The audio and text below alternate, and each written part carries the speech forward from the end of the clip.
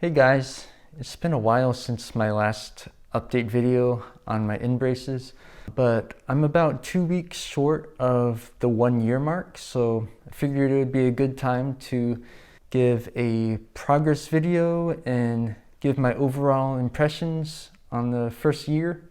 So here are some before and after photos I put up on the screen here. So as you can see from the photos, my teeth have moved quite a bit and they're looking pretty straight overall. So I am pretty happy with the progress. At this time, the main concern I have is my front, top, and bottom teeth can't touch. Like physically it's impossible. I think a few teeth are kind of blocking them from touching. I didn't have this issue before getting the braces, so just a little concerning, but I think this will get cleared up. I think that's one of the reasons I have these rubber bands in. Another concern I have is like there's some space between my bottom like front teeth or a little to the side of the front. I'll put up some pictures so you can see more clearly. In the beginning of the process, the orthodontist created some space between those teeth in order to allow them to move more easily in place. And they since have moved in place quite well, but now there's that residual space that he made in there. Hopefully those spaces close in, maybe with the next wire, or if not, maybe there's a way he can put in some filler, something that can fill in those gaps. So I wanted to talk about something unexpected that happened since my last update video I made. During a follow-up appointment I had in around the end of December 27th, I had to go in to get a new wire put in. And during that appointment, they couldn't get the wire out. It was pretty much stuck. First, the assistant, tried taking it out for a couple minutes. The wire wouldn't budge, and I was just laying there pretty much in agony. I wasn't screaming or anything, but inside I wasn't having fun. So she had to call over the orthodontist to try, and he also couldn't get the wire out. They ended up having to just take the brackets out altogether. The orthodontist explained that since I got the Inbraces, they have since tweaked the design a bit to allow the wires to be put in and out easier. So he went ahead and scanned my teeth all over again to get a brand new set of brackets made for me. And in the meantime, they made a retainer for me to wear to make sure I didn't lose any of my progress that I made. Here's the retainer. It's just clear plastic trays. Basically, I had to wear them 12 hours a day, so throughout the night, and then a couple hours during the day as well, which wasn't too bad. They actually gave me this mold of my teeth, what they used in order to make the retainers, I guess as a little souvenir, which I thought was pretty cool. Here's some close-up photo, or close-up picture. Hope it's focusing. But anyways, I thought that was pretty cool.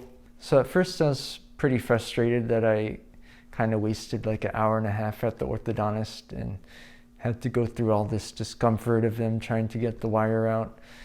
But now I'm kind of grateful, honestly, that happened, since I had about a month and a half break from having braces. So it was a pretty nice mental and physical, break for me to just live life without braces again.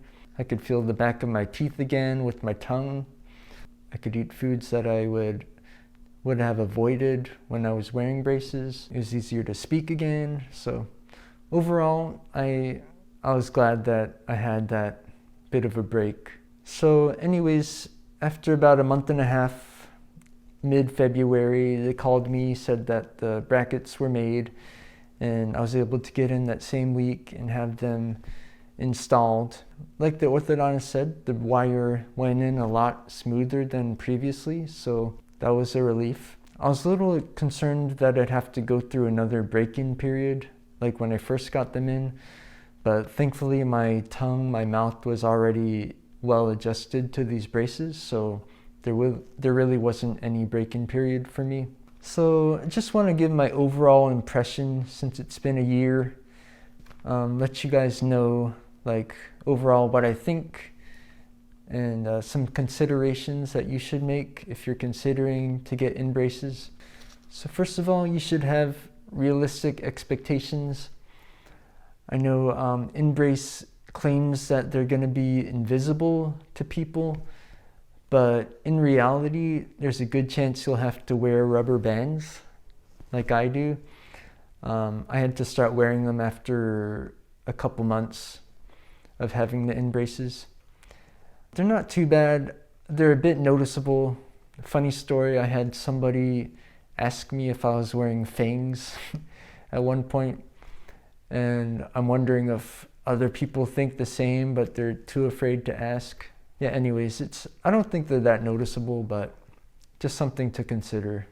Of course, also be aware that there's a pretty severe break-in period, at least in my case.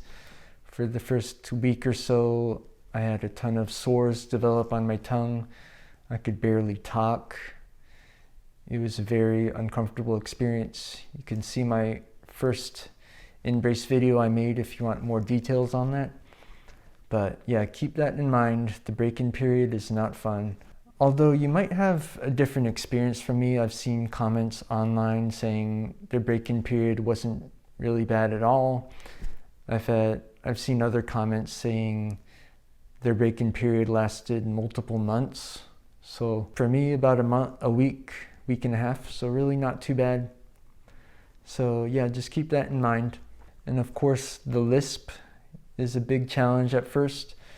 I would say after about a month, the lisp went away for the most part. Kind of learned to adjust how you speak.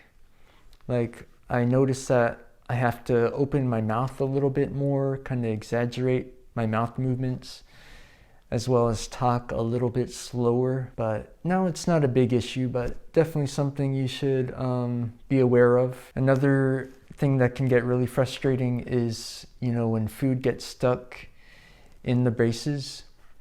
I do have a water pick, so for the most part, it's able to blast away any food that gets stuck in the braces, but occasionally there's just a piece of food that I can't get out, no matter like how long I try with my water pick.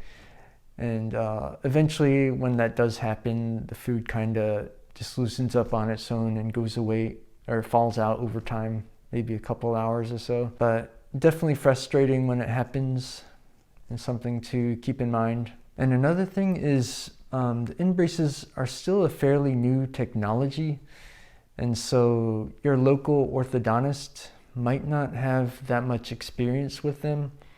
I know in my case, I was kind of like the guinea pig.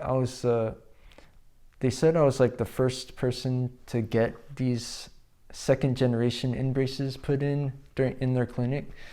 So I was pretty much, someone that they practiced on at first to get used to the braces. That did make my experience a lot more uncomfortable than I think it should have been.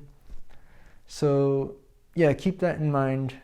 You might want to ask your local orthodontist if they have a lot of experience with the Inbraces, how long they've been offering them. Not sure if they would really give you an honest answer or not about that, but just something to keep in mind as well. If I had to go back in time, I may have more strongly considered a more traditional type of brace. Like for example, there's a brace called Light Force, which is similar to typical or standard braces, except I think the brackets are made of ceramic, so they're more clear and less noticeable. I think they're also made using like a 3D picture of your mouth to create a more customized fit. And if you went with this more traditional type of brace, you'd avoid all the headaches that I just described. But anyways, there's a good chance that Light Force or any other more typical type of brace might have their own set of challenges that I'm totally unaware of.